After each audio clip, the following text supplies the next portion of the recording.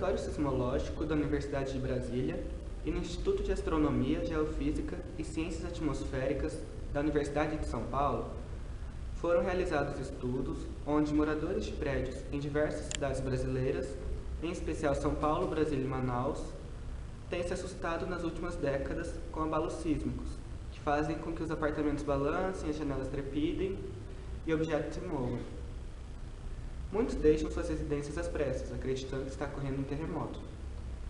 O fenômeno, na verdade, é consequência de terremotos, mas em raros casos esses ocorrem no Brasil. Em geral, o que as pessoas sentem são reflexos de terremotos, muito distantes. Tais reflexos são sentidos desde 1906, nos grandes centros urbanos brasileiros.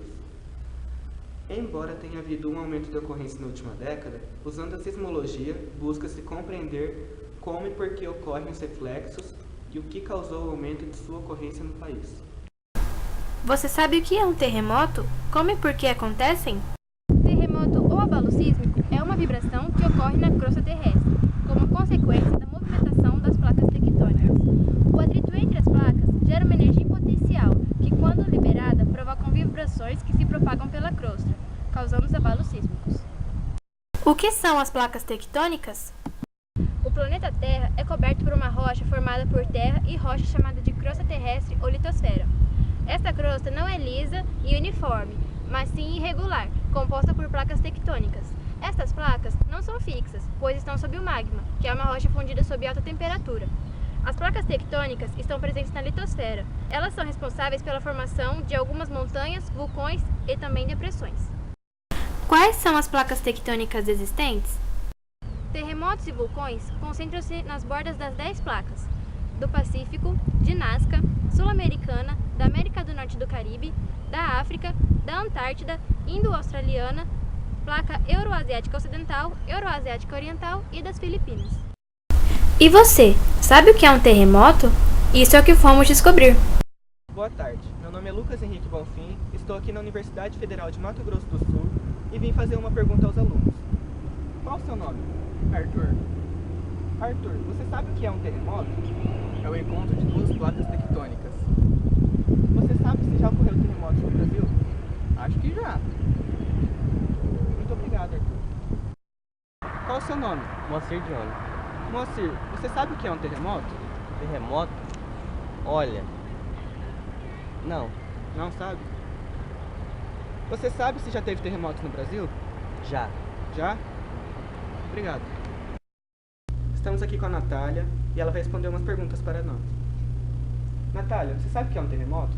Sim, O quê? um tremor de terra? Você sabe se já teve terremotos no Brasil? Não tenho certeza, mas eu acho que não. Muito obrigado. Eu gostaria de saber qual é o seu nome. Meu nome é Diogo. Diogo, você sabe o que é um terremoto?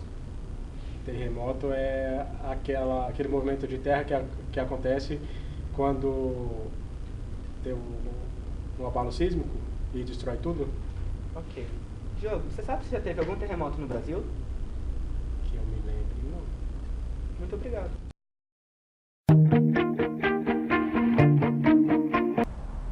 Em 13 de novembro de 2006, o jornal Folha de São Paulo publicou a notícia com o título Reflexos de terremotos na Argentina atingem 4 estados e o Distrito Federal. O abalo tinha acontecido a grande profundidade, na província de Santiago del Estero, com magnitude de 6,8 na escala Richter. Outra notícia no mesmo jornal, em 16 de agosto de 2007, dizia: Tremores de terra sentido por moradores de Manaus. Nesse caso, os manauaras sentiram os reflexos de um forte terremoto, de magnitude 8, ocorrido no Peru, que causou 510 mortes naquele país. Ultimamente, essas notícias tornaram-se frequentes e os tremores chegam a assustar a população e até provocam a evacuação de grandes edifícios. No dia 22 de abril de 2007, um tremor de magnitude 5,2 na plataforma continental brasileira, a 215 quilômetros da cidade paulista de São Vicente, foi sentido em várias cidades de São Paulo, Paraná, Rio de Janeiro e Santa Catarina. Entretanto, muitos dos abalos que assustam moradores de grandes centros urbanos brasileiros são reflexos de terremotos andinos que ocorrem nas Cordilheiras dos Andes, no oeste da América do Sul. O primeiro registro no Brasil de terremotos desse tipo, decorrentes da influência andina, ocorreu em 17 de agosto de 1906. O terremoto, com profundidade de 35 km e magnitude de 8,4, ocorreu no Chile. Seus reflexos foram sentidos em alguns locais de Mato Grosso. Desde então, foram registrados reflexos de 51 eventos distantes em cidades brasileiras, com notável aumento dessa ocorrência nos últimos 10 anos nas cidades de São Paulo, Manaus, Curitiba e Brasília. Esse aumento nos deixou curiosos, fazendo com que buscássemos, por meio da sismologia, respostas para esses reflexos no Brasil. De modo geral, a primeira explicação é a de que qualquer terremoto gera oscilações, ondas sísmicas, que podem, dependendo da energia liberada pelo fenômeno e de fatores geológicos, se propagar na crosta terrestre até longas distâncias. Os prédios mais altos sentem essas ondas sísmicas com maior facilidade. Por que acontecem terremotos na costa sul-americana? Na América do Sul, a costa do Pacífico é o limite de convergência entre duas placas tectônicas, a de Nazca e a sul-americana. Como a placa de Nazca é mais densa, ela mergulha sob a placa sul-americana. Esse mergulho contínuo levará à destruição completa da placa de Nazca, que será absorvida pelo manto da Terra. Por causa do contato entre as placas, os terremotos acontecem em toda a costa sul-americana do Pacífico e na costa do Atlântico ao norte, onde a placa sul-americana encontra a caribenha.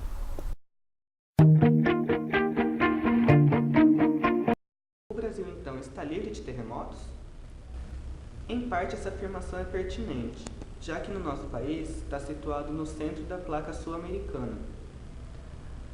Na verdade, porém, não estamos totalmente livres de terremotos, pois ocorrem abalos sísmicos no interior de placas, são os terremotos interplacas. No entanto, a ocorrência destes é menor no Brasil que em qualquer região de limites de placa. O maior tremor da Terra registrado no país aconteceu em 1955, em Porto dos Gaúchos, Mato Grosso, e teve magnitude 6,2. Não causou preocupação ou danos à população, já que era uma região pouco habitada na época. Em 1986, em João Câmara, Rio Grande do Norte, um terremoto de magnitude 5,1 abalou a cidade, destruindo algumas casas e assustando a população da zona rural. Nessa região, a atividade sísmica continua até hoje, com magnitudes menores. Há alguns anos, em 9 de dezembro de 2007, um tremor de magnitude 4,9 na localidade de Caraíbas, no município de Itacarambi, em Minas Gerais, destruiu várias casas e causou a morte de uma criança. Essa foi a primeira vítima fatal por um terremoto no Brasil. Várias hipóteses procuram explicar essa sismicidade intraplaca. A mais aceita, proposta pelo sismólogo norte-americano Lynn R. Sykes, em 1978, é a de que a área de atividade sísmica provavelmente é uma zona de fraqueza. Portanto, qualquer alteração de esforço local causaria um tremor.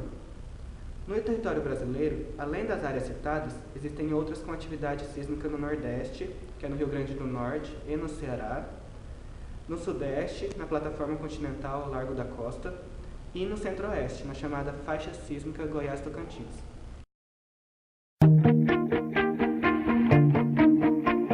Por que cidades como Manaus, Brasília, São Paulo e Curitiba sentem o terremoto que aconteceu nos Andes ou no Caribe? Desde 1906, 51 terremotos na costa oeste sul-americana, com magnitude maior que 5, foram sentidos no Brasil. As regiões sísmicas que mais provocam esse fenômeno são Jujuy, Santiago del Estero e San Juan, na Argentina, área costeira e centro do Peru, área costeira do Chile e região sudeste da Bolívia. Dos abalos distantes sentidos no Brasil, 80% aconteceram numa profundidade maior de 100 km. Portanto, são 3 os aspectos que reforçam a ocorrência de reflexos distantes, principalmente de terremotos andinos nas cidades brasileiras: prédios altos, geologia da área e orientação preferencial dos prédios. Como os terremotos distantes, principalmente andinos, sempre ocorrerão, seus efeitos continuarão a ser sentidos no Brasil.